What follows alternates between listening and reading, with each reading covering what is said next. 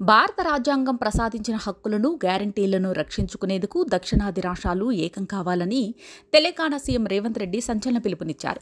Federal స్ఫూర్తికి విఘాతం కలిగించే ఒకే వ్యక్తి, ఒకే పార్టీ తరహా విధానాలను ఉమ్మడిగా వ్యతిరేకించాల్సిన అవసరం ఉందని ఉద్ఘాటించారు.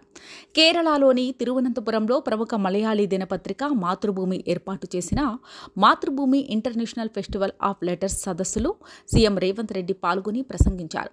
దశాబ్దాల పాటు కుటుంబ నియంత్రణ విధానాలు పాటించి మెరుగైన సంక్షేమ కార్యక్రమాలు అమలు చేసే స్థితిలో దక్షిణాది రాష్ట్రాలు ఉన్నాయని రేవంత్ రెడ్డి వ్యాఖ్యానించారు. అలాంటిది ఇప్పుడు జనాభా ప్రాతిపదికన పార్లమెంటు నియోజకవర్గాల పునర్విభజన చేపట్టి దక్షిణాదిని శిక్షిస్తున్నారా అని ప్రశ్నించారు. ప్రపంచంలోనే అత్యుత్తమంగా రాష్ట్రాన్ని నిలబెట్టేలా తెలంగాణ రైజింగ్ నినాదంతో సమగ్ర సమ్మిళిత అభివృద్ధి కార్యాచరణ తీసుకున్నామని, అందులో భాగంగానే హైదరాబాద్ను విశ్వనగరంగా తీర్చిదిద్దే ప్రణాళికలను ఇప్పటికే అమలు చేస్తున్నామని రేవంత్ రెడ్డి వివరించారు. అంతర్జాతీయ పెట్టుబడులకు తెలంగాణ కేంద్రంగా మారుతోందని రేవంత్ రెడ్డి చెప్పుకొచ్చారు. ఇటీవల దావోస్ ప్రపంచ ఆర్థిక వేదిక సదస్సులో రాష్ట్రానికి 1.82 లక్షల కోట్ల విలువైన పెట్టుబడులు వచ్చాయని పేర్కొన్నారు. పారిశ్రామిక రంగం అభివృద్ధితో పాటు అన్ని వర్గాలకు సంక్షేమాన్ని సమర్థవంతంగా అమలు చేస్తున్నామని తెలిపారు. ముఖ్యంగా రైతులకు 24 గంటలు ఉచిత విద్యుత్ సరఫరా, ఎకరాకు 12,000 రైతు భరోసా, భూమి లేని కుటుంబాలకు ఏడాదికి 12,000 ఇందిరమ్మ ఆత్మీయ భరోసా ఇస్తున్నామని తెలిపారు. పంటలకు కనీస మద్దతు ధరతో పాటు క్వింటాకు 500 బోనస్ ఇస్తున్నామని వివరించారు. దేశంలోనే రైతులకు 2 లక్షల వరకు రుణమాఫీ చేసిన ఏకైక రాష్ట్రం తెలంగాణ అని రేవంత్ రెడ్డి పేర్కొన్నారు. 25 లక్షల రైతు కుటుంబాలను 21,000 కోట్ల రుణమాఫీ చేశామని వెల్లడించారు.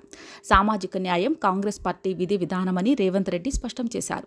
సమగ్ర కుల సర్వే చేసిన తొలి రాష్ట్రం తెలంగాణ అని పేర్కొన్నారు. సుప్రీంకోర్టు తీర్పు మేరకు ఎస్సీ వర్గీకరణను అమలు పూనుకున్న తొలి రాష్ట్రం కూడా తెలంగాణ అని చెప్పుకొచ్చారు. ఈ అంశాలను అసెంబ్లీలో ప్రవేశపెట్టిన ఫిబ్రవరి 4వ తేదీన ఏటా తెలంగాణ సామాజిక న్యాయ దినోత్సవంగా జరుపుకుంటామని తెలిపారు.